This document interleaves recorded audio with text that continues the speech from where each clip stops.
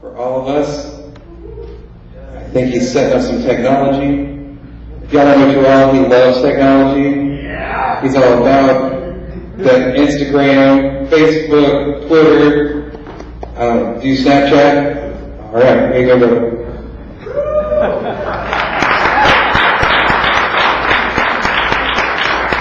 Thank you, guys.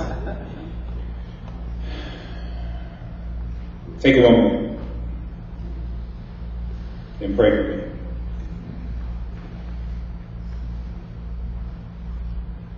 Pray for yourself, pray for your ears, pray for your spirit.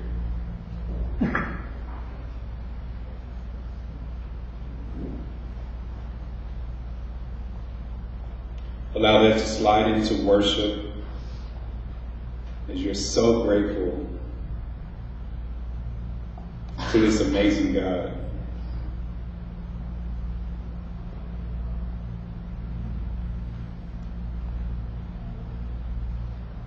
Allow that to bleed into praise.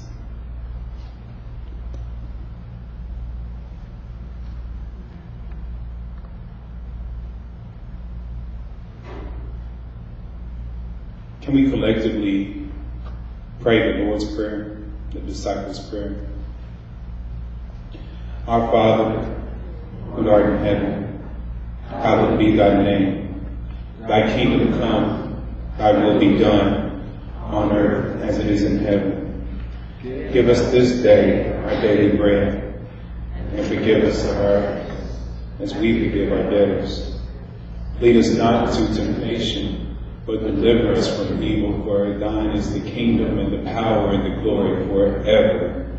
Amen. Amen. Amen. Well, he kind of told you who I am, and I know you saw me on the panel, but I just want to make sure. My name is Terrell, Pastor Terrell, and I am the minister of New Church Strategies through Whole Partnership for Missional Transformation for the Disciples of Christ of the United States and Canada. And so it was kind of hard for me to say my state, because I got all 50 of them, and then all of Canada, to which is my great honor. Like, oh my God. Just a few months ago, someone handed me a little trinket that said, this could be your retirement plan. And I said to him, well, if this is a bunch of money opening this up, I said, I'm not really sure I would do anything else. Because this is the best job on earth. To be able to speak into and pour into and be the pastor's pastor and the leader's leader, and to just share all that God has for me. And so many friends in the audience, and I love all of you. I want to share with you what God has been telling me to share with you the past few months since we've been putting all this together, and speak from the place of as it is in heaven. Did we just pray that? Remember just praying that a moment ago? And so, what does that mean? I have to start with the idea of what is heaven. Heaven is God's domain, to put it very simple. Jesus teaches us to pray for heaven on earth. Is he doing this to express the importance of God to have dominion on earth, in our homes, in our churches, in our hospitals, in our neighborhoods, in our schools? I think God is already very clear on the principle that he's ruler of his creation. It's we who forget that. Through this prayer, we remind ourselves and worship God by confessing to him that acknowledgement and revelation that he has all power. So whose will wins? God's will, our will. Whose will is going to win? Is it the creators, or is it the created's that will win? Proverbs 19:21 says, many are the plans in a person's heart, but it is the Lord's purpose that prevails. Distinguish between God's ideas for you and your own ideas is very hard to discern sometimes. But if God gives you a vision or a plan to execute, The Spirit is planting a seed of moral imperative to which we are required to respond. Matthew 6 is prayer post the Lord to the disciples' prayer, and what's the relevance of this prayer to us as church leaders is what I often think about. Like, to me, it's not just like a model or something that we learned in children's church. It's like, how am I supposed to apply this every moment? Deliver me from evil, help me not to be tempted, forgive me of my sins. Oh, I'm supposed to forgive you for doing that. You know, all those different things. But I get really stuck in these places that of like heaven being on earth. Heaven on earth. But if we start at the very top, it starts by saying, Our Father. Our Father. And that sets us in a place to recognize that we are a community of sons and daughters. Our identity is established first through the revelation of who He is, but also, no matter our race, our age, our ability, our financial status, He is Father to us all. Therefore, we must all listen to and obey the commands of the Father. It sounds good to be a son or daughter until we have to obey some of the commands of the Father. I have 4 kids, and they are all different ages, they're all different sizes, they all even look very different, and they have different abilities, have different gifts, different idiosyncrasies. But what's very clear is that I am equally each of their father. Now, although I'm clear of that, the moment they lose sight of the fact that they're my child, there's a problem in the castle. All right, now go ahead. And Dad has to reestablish order. Because I travel every week, I have to reestablish order sometimes every week. And that is because, like our Father, sometimes we do what is called spiritual bastardization. We just spiritually make ourselves not children anymore. And so we have to be very careful of doing that. Beginning this prayer with our Father acknowledges and that God is the supreme ruler and is a way of reminding ourselves and worshiping Him by confessing and acknowledging the revelation that He is the commander and the king. So then it says, who art in heaven? Our Father who art in heaven. Order, power, and principle are established and adjudicated from the headquarters. Heaven is the headquarters. We think heaven is a white linen party or some family reunion where we get to spend time with grandma and grandpa and our favorite uncle. But I imagine sometimes that when we get to heaven, we're going to be so consumed with worship of God that those earthly relationships may not matter as much at that point. The opposite way of thinking is that God is not in heaven. Can you even make your brain think of that? God not being in heaven? It's really difficult to think about. But if God is not in heaven, then there is no heaven. And we have no purpose or even place to even breathe. Because when people lose their purpose, they're taking their own life. This is called spiritual suicide. I no longer have purpose, I take my life. And so praying, who art in heaven, is a way to remind ourselves and worship God by confessing to Him and acknowledging the revelation that He has the master view and that He knows what is needful and best for us. Then it says, hallowed be thy name. Hallowed is a word that in the Greek is actually a verb. So the responsibility of this action is us.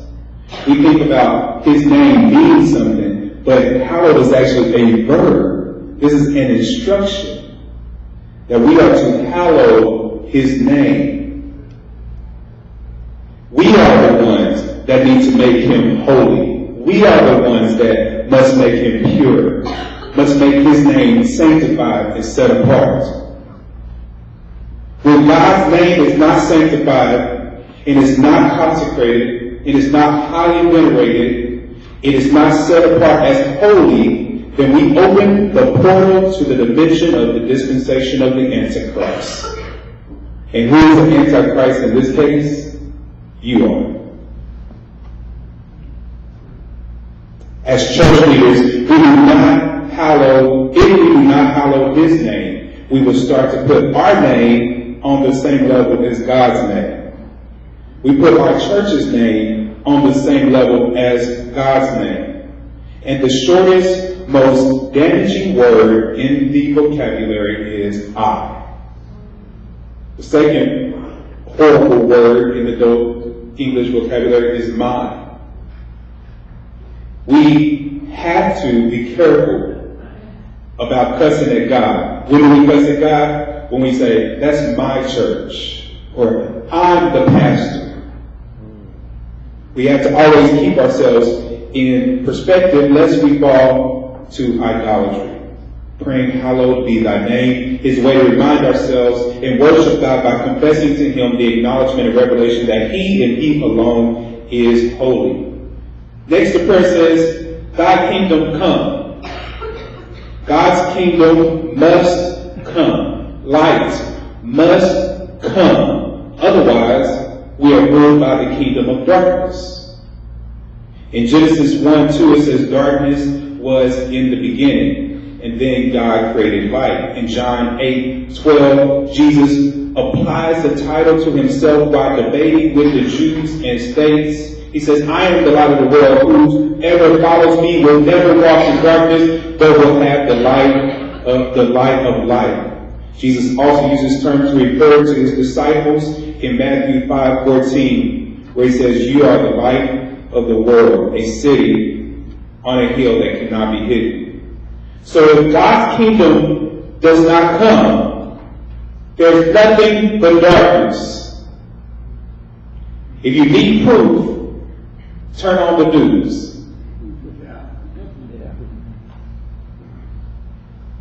I don't watch the news. Only time I capture the news a little bit is when I'm in my hotel room. We don't have cable and TV. We just stream everything at home. So that's another reason why I don't watch news. But even still, I wouldn't do it. It's way too much darkness for me. Only time I end up watching the news is for a purpose, which usually is to grab intel to get my prayer agenda. Okay, God, what am I going to pray for today? Let me check in with the news and figure out what they need to pray for. And if I hadn't done that before I arrived here, we'd be much warmer in San Diego today. I apologize. I repent. It's going to be warm, Rocco, next. I'll tell you that. And then the prayer says, as it is in heaven. Here's the question. How is it in heaven? Whatever it's like, do I have to die before I experience it? The answer is no. Matter of fact, Jesus wants us to pray as it is in heaven, to remind ourselves and worship God by confessing to him and acknowledging the revelation that we possess the prophetic power to manifest heaven right here on earth. Amen. For some of us, that's not even a reality. Wait a minute, my tongue has what? The prophetic power to manifest heaven in your house, in your cubicle, in your pulpit, in your car at 5 o'clock traffic. You can call heaven onto that highway. And what does that look like for us to call heaven here on earth? So again, I think, how is it in heaven? How should it be on earth? And the question lies in two categorical truths: behaviors and benefits. There are some behaviors that God expects from the citizens of both of his territories. And in the same manner, I believe the scripture is revealing that there are some elements of heaven that God wants us to have right here. And these are called benefits. We don't have to wait until we die to experience heaven. Today we can behave as they do in heaven and share heaven's benefits. Instead, for instance, in heaven it says there's no death. What does that look like for there to be no death here? It says in Revelation 21, and God will wipe away every tear from their eye, and there shall be no more death, nor sorrow, nor death, nor sorrow, nor crying. There should be no more pain, for the former things have passed away. So, is God pro-death or pro-life? God gave Jesus so that we cannot experience life just beyond death, but before death. And not just life existing or living, but abundant life. Experiencing heaven before we even arrive there. He came so that we can have life and not just a magnificent afterlife. So how does it apply to us as leaders of churches? I often overhear conversations that insist and insinuate that the church is dying. Matter of fact, we've said that a couple of times this week. The church is dying. I'm only privy to these type of absurdities by happenstance. Because no one walks up to the new church guy and says, you know the church is dying. Because they know there's no way I could possibly believe that. However, I tend to agree. The church as an organism will never die. The church as an organization, maybe it should die. Or at least church in its current state and structure. If so, we should not bereave the post-Christian church like the heathens who have no hope. For in the same manner Jesus died just to be risen and to live again, the church as we know it should die. This death will provide gateway to a beautiful and miraculous mystery of resurrection. Yes.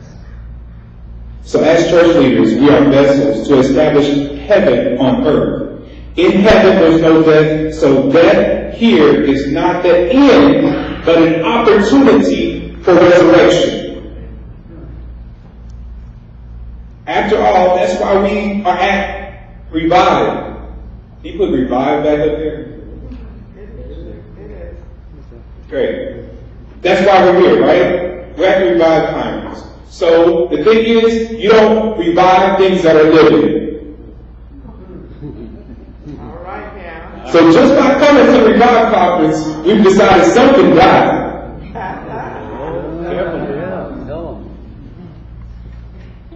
So now we're here, reviving, and you are the called. You are the ecclesia. You are the chosen generation. You are the ones that must resuscitate. You are the doctors. You are the vindicators today. Allow me to give you a simple formula for revival. And jot this down. I'm going to go really fast. And then we're going to be finished. You can get out a little early. A minute ago he said, take your time. I said, you realize I'm a black preacher, right? You're going to be here for a minute. But no, I serve a white church, so it's white today. So allow me to give a formula to revive the church, or more specifically, to revive the church to which you are specifically called to shepherd. First of all, level setting what it means to revive, to restore to life, to restore to consciousness, to resurrect, to bring back around or back to consciousness, to give strength or energy to. So, We all know that in second grade we learned that the suffix prefix re just means what? Again. Alright, so here's how the formula works. We're going to look at what do we need to do again. I'm going to use it in an acronym. The 4 elements to revive are, we're going to re-vision, we're going to re-image, we're going to re-value, then we're going to re-engineer. Okay? Revision, re-image, revalue, re-engineer.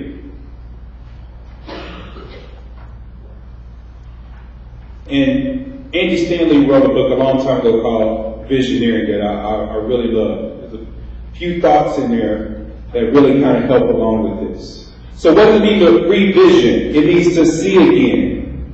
What does it mean to re-image? It means to look again. What does it mean to revalue? It means to feel again. And what does it mean to re-engineer? It means to build again.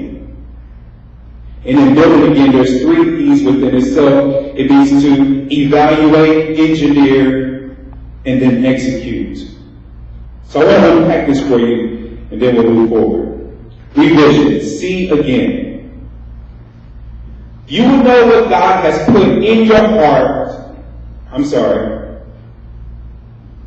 You will know what God has put in your heart to do before you know how He intends to bring it about.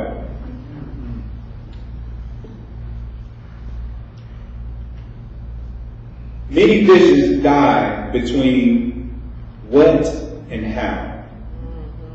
Because people with vision live with this sense of expectancy. And if we're not careful, we will how a vision to death. Amen. Earlier, this is a guy that tried to challenge us to welcome 1 million new believers. 1 million new believers, and we only have 10 years to do it in. You know there's 500,000 members in the Christian church besides in Christ. So we only need to get like 1 apiece, really. But I didn't want to tell you that part because that makes it too easy. If we just get 1 person in the next 10 years, or 2 people, I guess, to get 1 million more, we will have done it. I felt somebody checking my math. Thanks, Sam. And so, does she do that to you all the time? And so we have 1 million kids, but immediately I can feel the spirit of how coming right back at me. How am I going to do that? And that's where the vision dies. As soon as you howled it, it died for you. Because we cannot howl it to death. Sometimes instead we must replace howl with wow. Wow, we get to do that. We get to welcome 1 million new believers. I'm in. Wow will bring you to a place of wonder. I wonder how amazing things would be if we had 1 million new believers.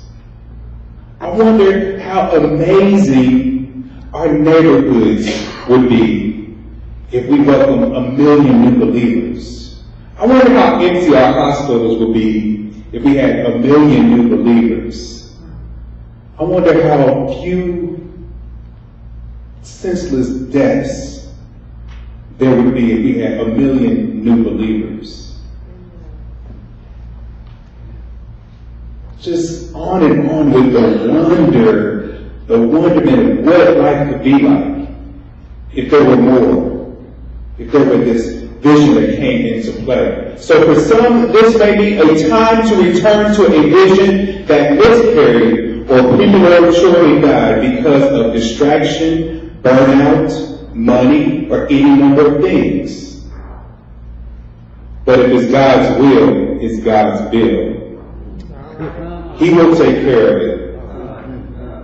Vision is being angry about the way things are in light of the way things could be. is divine dissatisfaction. It's holy discontentment. When we revision, it is a reaction to the new normal. So in our culture today, the new normal, this is supposed to be, I guess, a good thing. But I want us to challenge the idea of this normalcy. To say normalcy is the enemy. I always say I'm allergic to mediocrity. Amen. Normalcy is really the enemy. Normal breeds mediocrity. Mediocrity births apathy. Apathy leads to hopelessness. And hopelessness is the precursor of depression. So we must not settle for normal. We cannot do it. This begins with your relationship with disillusionment. Feeling disillusioned means that you're burnt out because you no longer believe in something. Usually because you found out it isn't as amazing as you thought. But disillusionment is not an excuse to make the church great again. Revision is not an exercise in dressing up the church so it looks like the way you remembered it or you preferred it.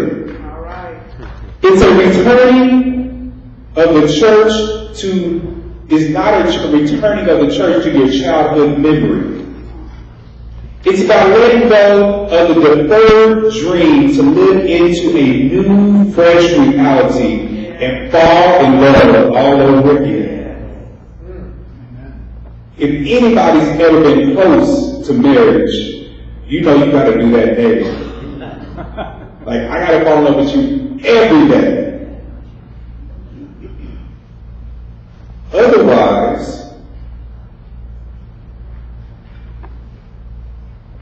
the formula for sex, for marriage, I just looked at the I'm sorry, I'm so sorry. I'm so sorry.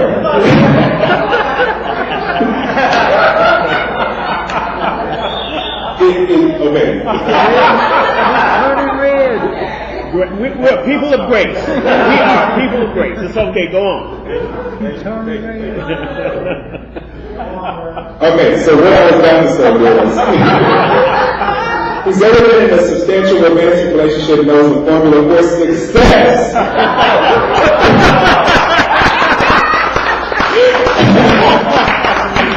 The formula for success is to fall in love, baby.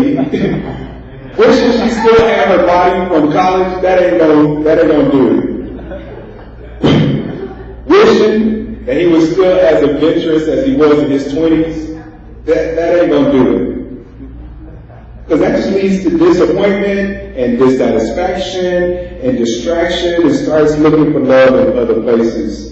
So see a thing for what it really is today and choose to love it again today.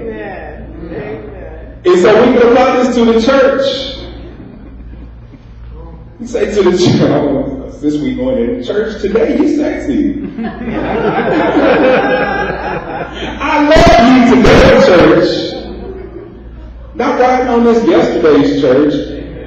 I love you when we used to. Now we gotta fall in love with her every single day. And in our church work, we gotta do our job to make sure that she's lovely every single day.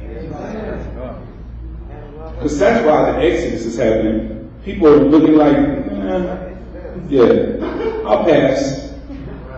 But we can make her look beautiful every single day. In Matthew 6 it says, the eye is the lamp of the body. So if your eye is healthy, your whole body will be full of light. But if your eye is bad, your whole body will be. So it's super important. I'm sorry, that scripture is for later. Just remember. It's super important that we are doing the types of things to look again to make sure that we understand that the whole body is super important to look like something we want to love, that it looks lovely. And this transitions into re-image.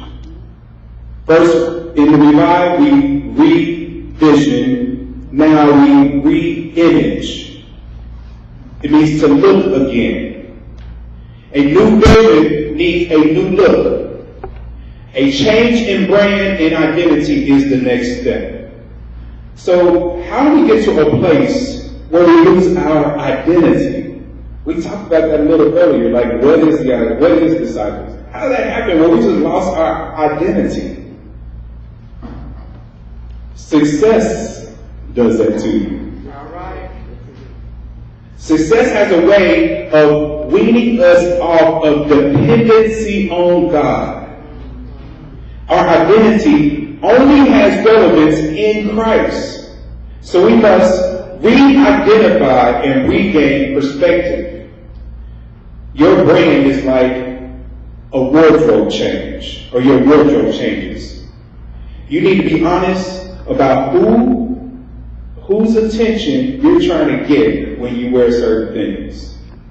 What your natural style is, what story you're trying to tell through your garb. It's the same thing with the church. There's three questions you want to ask. Is your church really trying to attract unchurched people? Really?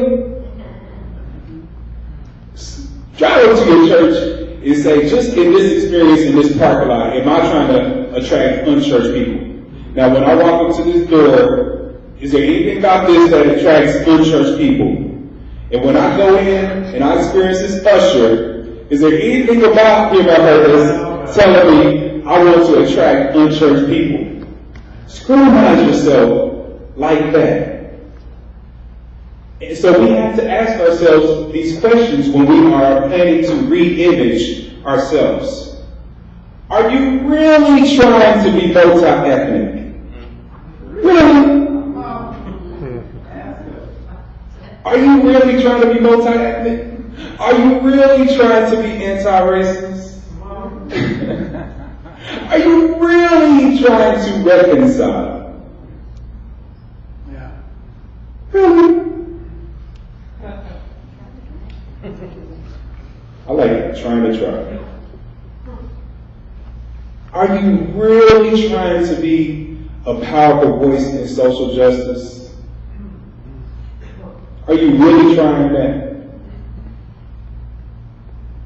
We have to ask ourselves these questions because when I go to your website, I'm going to read and see these stock photos of your multicultural social justice parade. And then I show up and it looks like this. These two empty seats. We have to stay true to our image and to who we say we are going to be. And for me, I always look at a website before I go visit a church. I didn't know what I'm going to wear, what time you're going to be there, what time, all of that.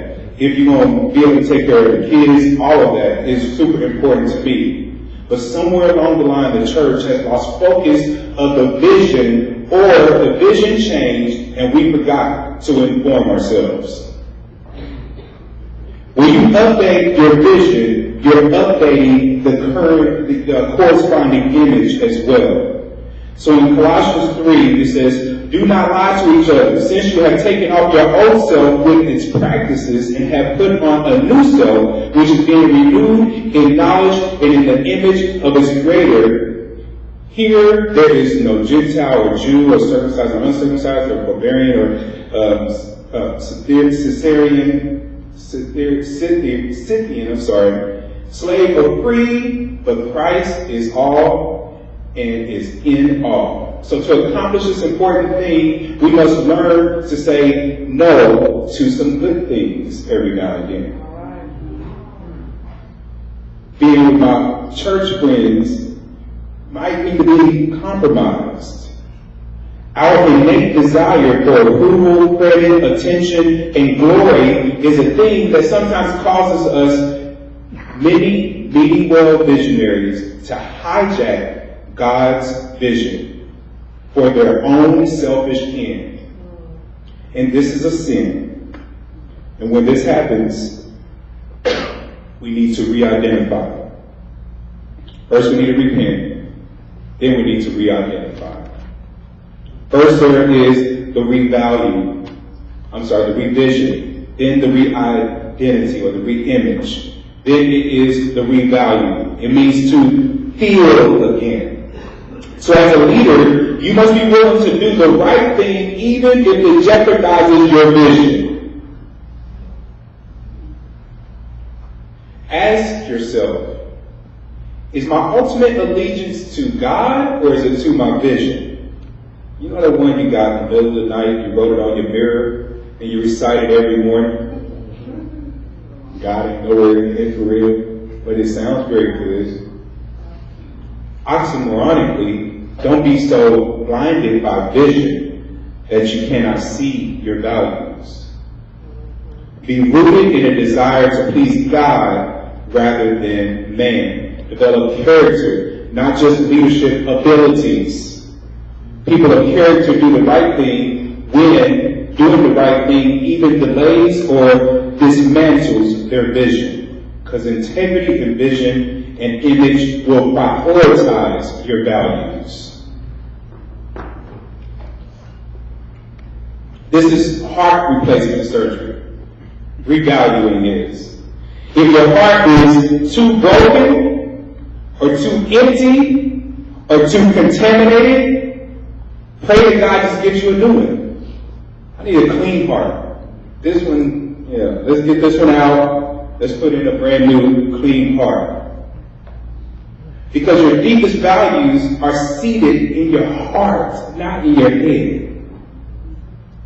So to revalue is a return to why. We often spend more time on what we're doing than why we're doing it. It's like the newly engaged couple we know that spends all their time and energy planning for the wedding and none of their time and energy preparing for the marriage. All right, now, go ahead. Don't be so consumed by the event of church, Sunday morning worship, that you lose focus of why you're having church in the first place.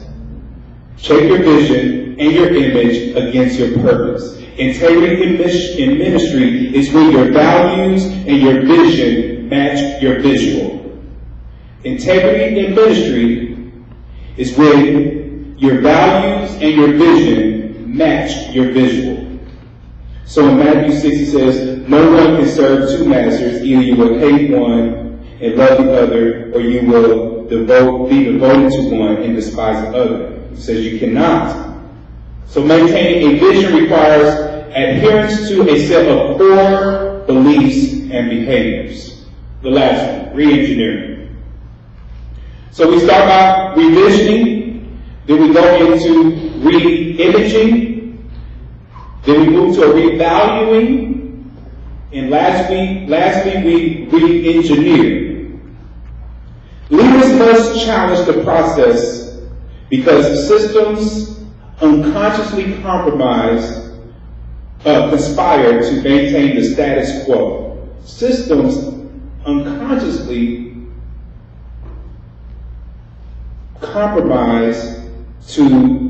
conspire to maintain the status quo and prevent change. So re-engineering says, let's build this over again. Have you ever put together a chest and Lord never get a piece of furniture from IKEA? And then you're going to be out for the rest of the week. Yeah. And you've been much thoroughly for patience. But have you ever put together a chest and didn't read the instructions? And then try to, I want this drawer to stay in. Re-engineering or rebuilding means sometimes you have to dismantle the whole thing read the instructions first, the Bible, and then put it back together the right way. So instead of giving up on your vision, one should just reevaluate the process of accomplishing it. A well-developed vision, image, and doctrine should warrant a well-executed plan. Execution requires focused decision-making. So the purpose of re-engineering is to increase functionality and efficiency. It basically makes your vision sticky and contagious. So here are 5 practical things that you should always do with your ministry. I'm going to say them fast. 1, state the vision simply. 2, cast the vision convincingly. 3, repeat the vision regularly. 4, celebrate the vision systematically. And 5, embrace the vision personally. Because people can tell if you're from. They can tell if that's just like, oh, that's what I was kind of told to do. You have to believe it in your heart.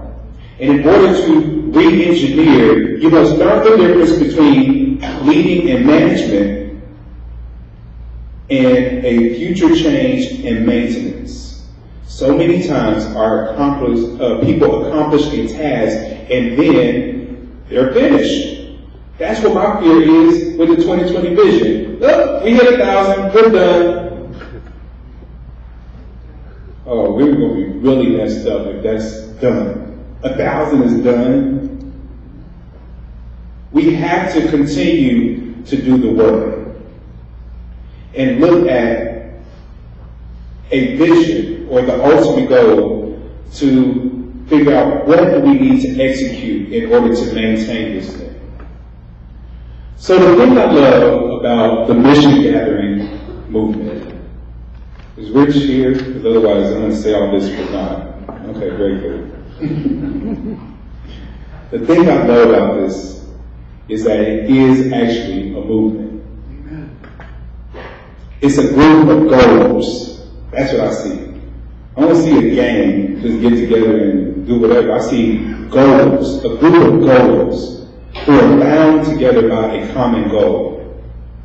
Movement is a sign of life. Movement is simply a change in position. Change is necessary. Matter of fact, anything not changing is dead.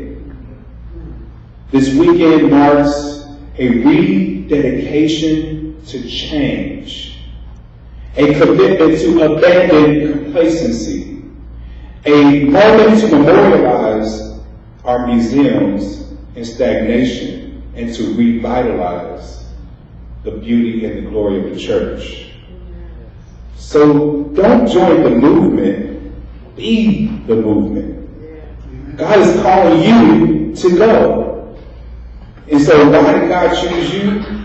Not because of your degrees or your intellect or your skin color or your spiritual depth or your decades of purity. It's because you won't give up. You won't give up. That's why God has called you. Your stubborn nature that got you in trouble as a youth was actually placed inside you by God for a purpose, to keep moving no matter what. You ever sit so long that your feet fell asleep or your legs fell asleep?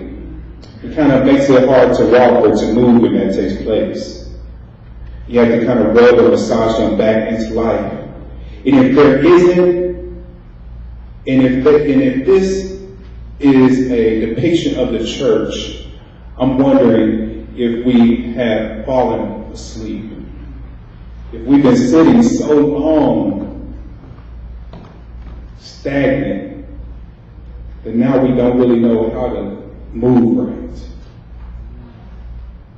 So I want to take a moment to take personal accountability for each and every one of us.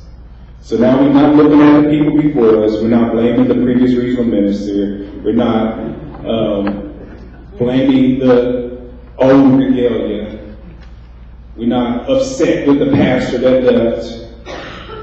None of that. Right now, it's personal. Did I sit too long? And I want to take a moment of repentance. Close your eyes for a minute. And jump inside of yourself.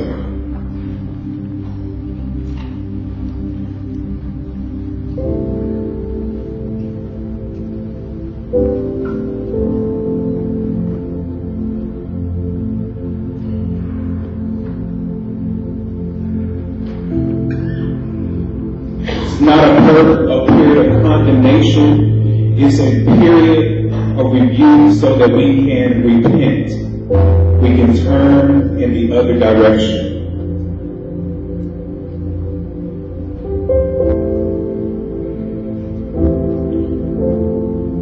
Some of us need to repent for standing still.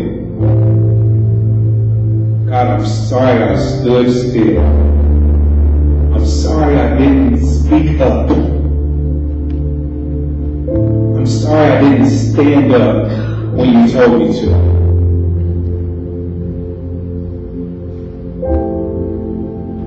I'm sorry that I stopped moving for so long that I'm growing mold on me.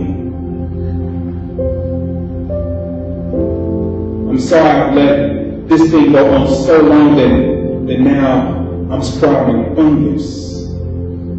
And I don't look beautiful anymore as a ambassador of the church. So God, forgive me. God, forgive me. Forgive me. Forgive me. No longer will I be stagnant. No longer will I be normal or mediocre. Today, Father, I rebuke the spirit of standing still. And I call myself revived.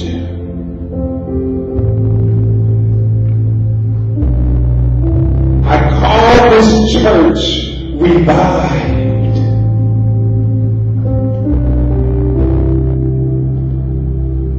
I call my community revived. I call my family revived. I call the people in the hospital, the people in the jails, and the people that are shut in, and the people who are depressed, and the people who are lonely, revived. We want to live again. Help us to live again. Show us the new vision. Show us the new identity we have.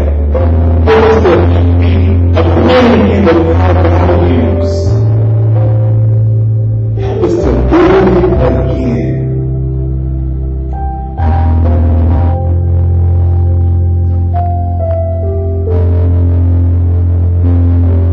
You are an amazing God. You do all things well. Matchless are your hands that make all things. So we know that answering this call is just a commitment to collaborate with the chief carpenter towards a rebuilding.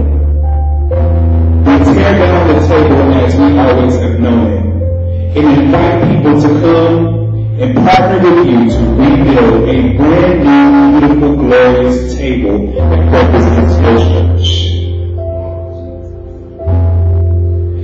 Can you see that in your spiritual imagination? Can you see how amazingly beautiful it is if Canada to come here on earth and in our church? And if you are acquainted and you read that image resonates with you, I wonder if you would just clap your hands and praise. It doesn't have to be loud, it doesn't have to be silent. So Father, we thank you and we bless you for this time that you have revived us.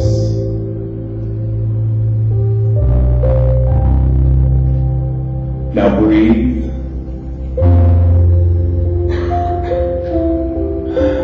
Breathe, breathe, breathe. With every exhale, with every inhale, take in new life. Take on the imagery of being brought back to life again. And your lungs are so full with fresh air. And your body is so full with the tension to go. Show me, God, where do I go next? Where do I do next? I'm ready. I'm ready. I'm ready. I'm ready. Are you ready? Amen. Are we ready? Yes. Are we going to do this? We're ready. We're ready. We're ready. Thank you guys.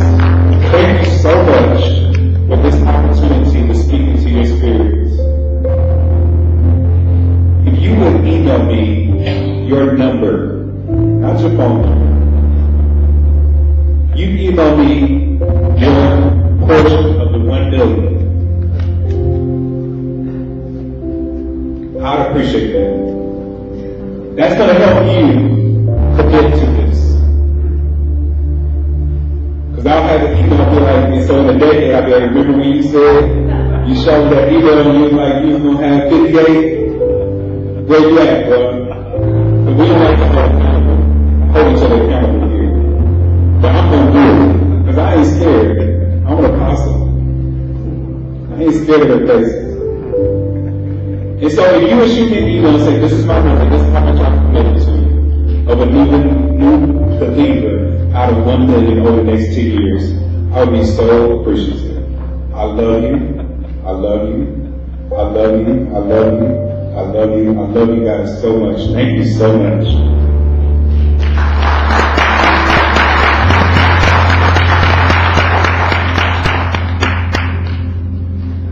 All right, guys. Everyone doing all right? Yes. Good. We have another round of workshops right now. I'm going to give you instructions on those in just a second, but just so you kind of know what the evening's going to look like, I'm going to trust you all to be super adult following the workshops. Because what's going to happen is you're going to go immediately from the workshops